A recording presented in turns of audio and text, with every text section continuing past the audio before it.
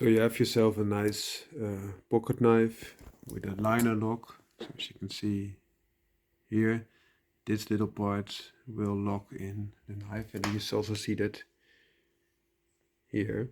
See, so if you would open it up, then that would,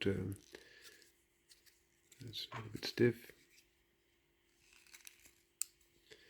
But as you can see here, the little liner lock, if you click it, see, then it locks in and you have your knife locked in, right? It's a free flow design, so it's easy to clean because the dirt falls through. But it can also be damaged. Yeah? And once it is damaged, you don't have any use for it, right? Because, for example, you lose the screws when you disassemble it, or you have to retighten it, or just get lost because it's a little bit weaker design than others. And then you can have all these compartments. I will show you.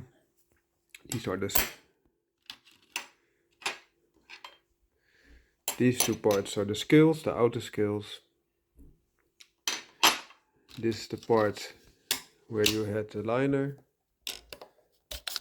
lock. So this little piece would then come up and give you the grip to lock in, and that could be the blade.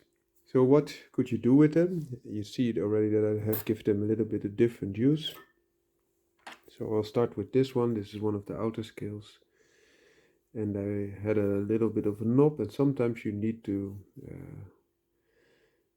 how do you say this? Normally you have a ball peen hammer, but a ball peen hammer might be a little bit too long, and then you can have something like this. This is just a knob that I attach to it, and that gives you a way of removing dents. So we'll show you. So this is a very small ball peen hammer, and it has the same type of use, but as you can see, the handle is a lot less in length, and you see a more normal type of ball peen hammer, which is even longer. So taking those away, you can construct your own limited use ball peen hammer with a very short handle, and that can be beneficial in hard to get to places. Still, it's quite hefty because the knob is quite hefty, and you could use that. Without doing that, you can have the scales like you see here, and I did not do anything to it.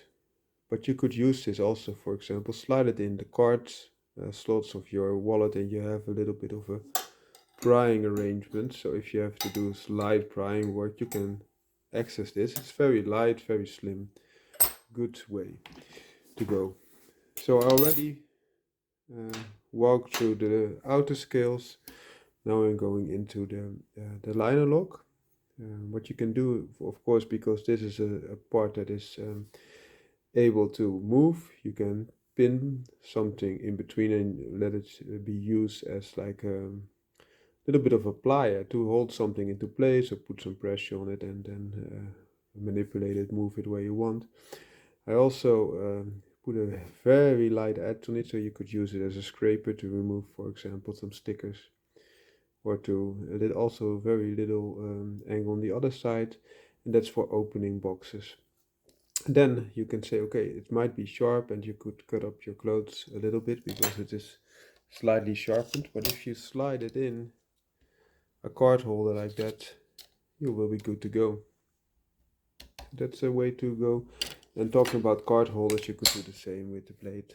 So what I did with the blade, now remove it from the card holder. Of course, you can also remove these buckles because you don't need them that much, but perhaps you find a use for them. So I just kept them on. What I did, I removed the edge completely here, so that way you can still use it and hold it, for example, if you have to open something or pry something, because this is more of a tento blade. What that means is that the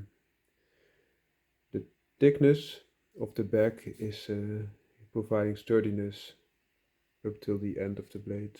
It's hard to get it. Hard to get it focused, sorry for that. I'll try in a different view. Hope this helps. So as you can see, The Tento design gives the strength of the blade a lot bit more, so you could use it a little bit for prying tasks. As mentioned, I scraped off, as you can see also here in more detail, I removed the edge completely, so it's not edgy anymore, but you can still use this, because I could have scraped it off a little bit more. But what I did is, now you can use this also to sharpen other tools, so you just slide them through and use it as a sharpening rod. And of course you could remove more, and then it could be up to there or even further, and that could give you a little bit more grip. But even so, by removing that, you should also remove that part, and I did not do that. So now you could use it like a 2-3 finger hold, as you can see here, and use it as a scraping tool. It's not that sharp anymore because it is used as a scraping tool, but still, because it has a small point, I would recommend sliding it in a card holder like that, and you will be good to go. Of course, if you remove this stud, it is a lot slimmer in profile. As you can see, those are a little bit protruding, but it gives you an insight that even a broken tool can be, how do you say this, reused, and you have good use for it. This is a good tool also to open, for example, letters. It doesn't need to be that sharp, and still you have that nice point to make a start, and then it's widening quite rapidly. And also as a tool to, for example, give a back the edge to your scissors or what have you. And this one could be a prying tool. Just put it into your wallet and you have a small prying tool without an edge. You could also put an edge on it a little bit to make it better as a scraper, for example. This was more the ball peen hammer, as you remembered. Very top heavy because of the knob there, the ball, but could be used in tight spots to open those spots that are a little bit dented, and reprofile them. This is the lightest one of the bunch because it is, I'll show you. Of course, the liner is a lot lighter than the scale, as you can see here. So scale at the bottom and liner at top. It's almost half the weight. And also because there are some other things removed, you can still use it, but it's quite springy. You could use it as a little bit of a plier to put something in between and hold it like that. Use as a scraper and as a letter opener, for example, or box opener, even better. So that could be a thing. Hope you like this video. Let me know your thoughts. Have a great day.